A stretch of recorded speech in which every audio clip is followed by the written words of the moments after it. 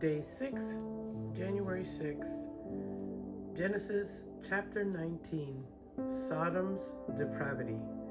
Now the two angels came to Sodom in the evening, and Lot was sitting in the gate of Sodom.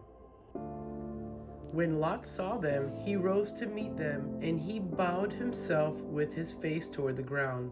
And he said, "Hear now, my lords, please turn in to your servant's house and spend the night and wash your feet. Then you may rise early and go on your way." And they said, "No, but we will spend the night in the open square." But he insisted strongly, so they turned in to him and entered his house. Then he made them a feast and baked unleavened bread, and they ate. Now, before they lay down, the men of the city, the men of Sodom, both old and young, all the people from every quarter surrounded the house. And they called to Lot and said to him, "Where are the men who came to you tonight? Bring them out to us, that we may know them carnally." So Lot went out to them through the doorway, shut the door behind him, and said, "Please, my brethren, do not do so wickedly. See now, I have 2 daughters, and have not known a man. Please let me bring them out to you, and you may do to them as you wish. Only do nothing to these men, since this is the reason they came home under the shadow of my roof." And they said, "Stand back." Then they said, "This one came in to stay here, and he keeps acting as a judge. Now we will deal worse with you than with them." So they pressed hard against the man Lot and came near to break down the door. But the men reached out their hands and pulled Lot into the house with them and shut the door. And they struck the men who were at the doorway of the house with blindness, both small and great, so that they came wearily trying to find the door. Sodom and Gomorrah destroyed. Then the men said to Lot, "Have you anyone else here, son-in-law, your sons, your daughters, and whomever you have in the city? Take them out of this place, for we will destroy this place, because the outcry against them has grown great before the face of the Lord, and the Lord has sent us to destroy it." So Lot went out and spoke to his sons-in-law, who had married his daughters, and said, "Get up, get out of this place, for the Lord will destroy the city." But to his sons-in-law, he seemed to be joking. When the morning dawned, the angels urged Lot to hurry, saying, "Arise, take your wife and your 2 daughters who are here, lest you be consumed in the punishment of the city." And while he lingered, the men took hold of his hand, his wife's hand, and the hand of his 2 daughters, the Lord being merciful to him, and they brought him out and set him outside the city. So it came to pass, when they had brought them outside, that he said, "Escape for your life. Do not look behind you, nor stay anywhere in the plain. Escape to the mountains, lest you be destroyed." Then Lot said to them, "Please no, my lords. Indeed now your servant has found favor in your sight, and you have increased your mercy which you have shown me by saving my life. But I cannot escape to the mountains, lest some evil overtake me and I die. See now, the city is near enough to flee to, and it is little one. Please let me escape there. Is it not a little one? And my soul shall live?" And he said to them, "See, I have favored you concerning this thing also, in that I will not overthrow this city for which you have spoken. Hurry, escape there, for I cannot do anything until you arrive there." Therefore, the name of the city was called Zor. The sun had risen upon the earth when Lot and entered Zor. The sun had risen upon the earth when he entered Zor. Then the Lord rained brimstone and fire on Sodom and Gomorrah from the Lord out of the heavens. So he overthrew those cities, all the plain, all the inhabitants of the cities that grew on the ground. But his wife looked back behind him, and she became a pillar of salt. And Abraham went early in the morning to the place where he had stood before the Lord. Then he looked toward Sodom and Gomorrah and toward all the land of the plain, and he saw, and behold, the smoke of the land which went up like the smoke of a furnace. And it came to pass, when God destroyed the cities of the plain, and God remembered Abraham and sent Lot out of the midst of the overthrow, when he overthrew the cities in which Lot had dwelt, the descendants of Lot. Then Lot went up to Zoar and dwelt in the mountains, and his 2 daughters were with him. For he was afraid to dwell in Zoar, and he and his 2 daughters dwelt in a cave.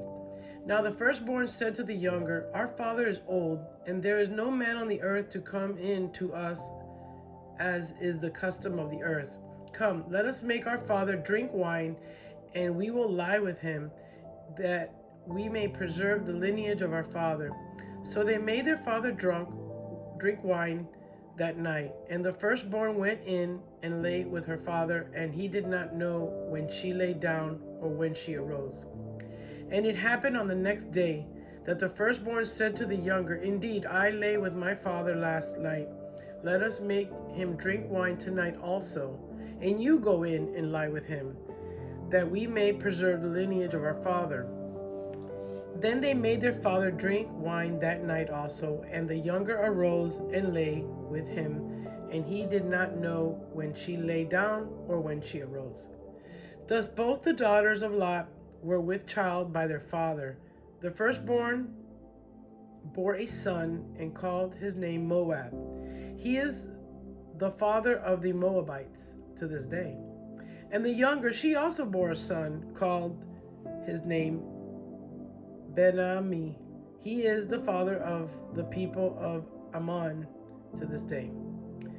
Abraham and Amalek.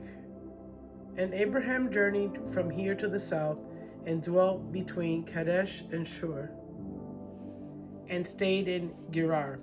Now Abraham said of Sarah his wife, She is my sister. And Abimelech, king of Gerar, sent and took Sarah.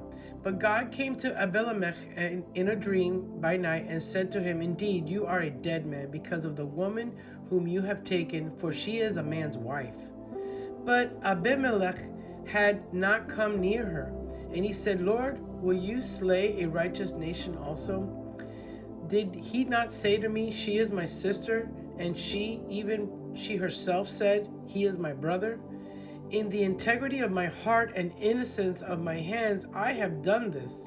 And God said to him in a dream, Yes, I know that you did this in the integrity of your heart, for I also withheld you from sinning against me. Therefore, I did not let you touch her. Now, therefore, restore the man's wife, for he is a prophet, and he will pray for you, and you shall live. But if you do not restore her, know that you shall surely die, you and all who are yours. So Abimelech rose early in the morning, called all his servants, and told all these things in their hearing. And the men were very much afraid. And Abimelech called Abraham and said to him, What have you done to us? How have I offended you, that you have brought on me and on my kingdom a great sin? You have done deeds to me that ought not be done. Then Abimelech said to Abraham, What did you have in view, that you have done this thing? And Abraham said, Because I thought, surely the fear of God is not in this place, and they will kill me on account of my wife. But indeed, she is truly my sister. She is the daughter of my father, but not the daughter of my mother. And she became my wife. And it came to pass, when God caused me to wander from my father's house, that I said to her, This is your kindness that you should do for me. In every place, wherever we go, say of me, He is my brother. Then Abimelech took sheep, oxen, and male and female servants, and gave them to Abraham, and he restored Sarah his wife to him. And Abimelech said, See, my land is before you, dwell where it pleases you. Then to Sarah he said, Behold, I have given your brother 1,000 pieces of silver. Indeed, this vindicates you before all who are with you and before everybody. Thus she was rebuked. So Abraham prayed to God, and God healed Abimelech, his wife, and his female servants. Then they bore children. For the Lord had closed up all the wombs of the house of Abimelech because of Sarah, Abraham's wife. Isaac is born. And the Lord visited Sarah as he said, and the Lord did for Sarah as he had spoken. For Sarah conceived and bore Abraham a son in his old age, at the set time of which God had spoken to him. And Abraham called the name of his son, who was born to him from Sarah, bore to him Isaac. Then Abraham circumcised his son Isaac when he was 8 days old, as God had commanded him. Now Abraham was 100 years old when his son Isaac was born to him. And Sarah said, God has made me laugh, and all who hear will laugh with me. She also said, who would have said to Abraham that Sarah would nurse children? For I have borne him a son in his old age. Hagar and Ishmael depart.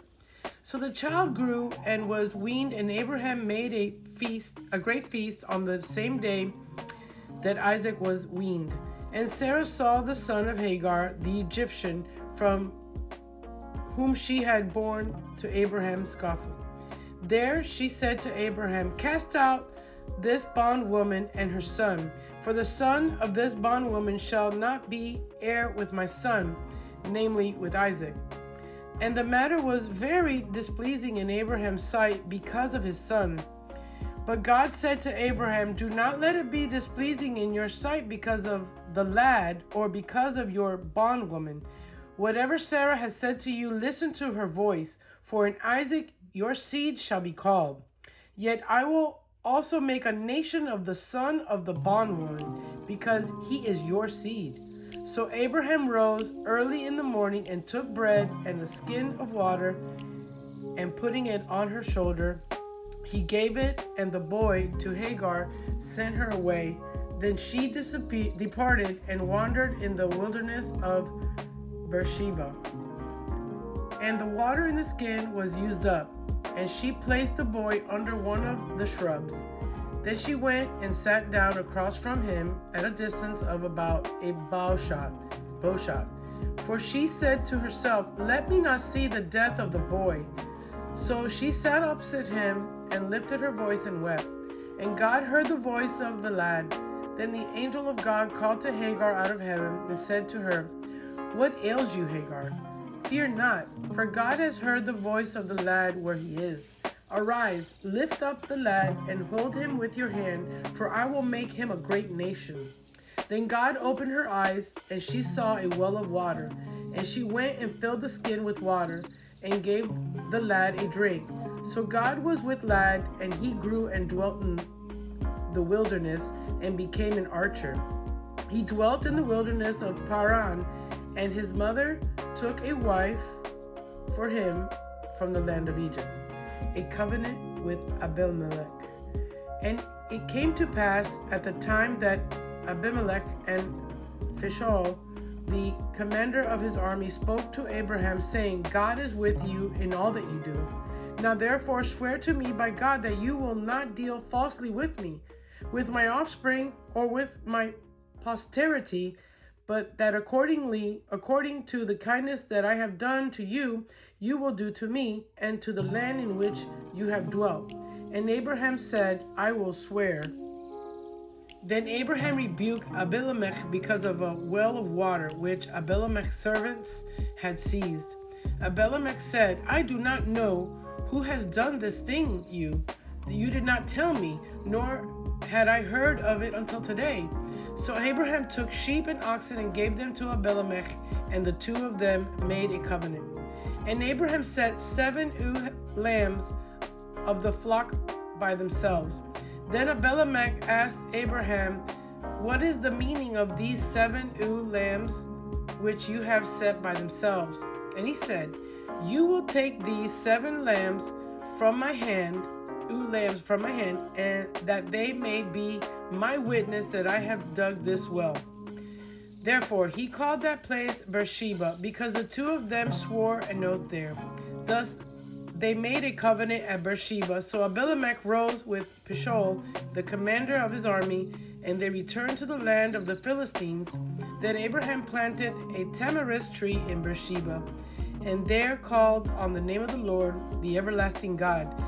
And Abraham stayed in the land of the Philistines many days. Today's Psalms, Psalm 6. A prayer of faith in time of distress. O Lord, do not rebuke me in your anger, nor chasten me in your hot displeasure. Have mercy on me, O Lord, for I am weak. O Lord, heal me, for my bones are troubled. My soul also is greatly troubled. But you, O Lord, how long? Return, O Lord, deliver me. O save me for your mercy's sake. For in death there is no remembrance of you.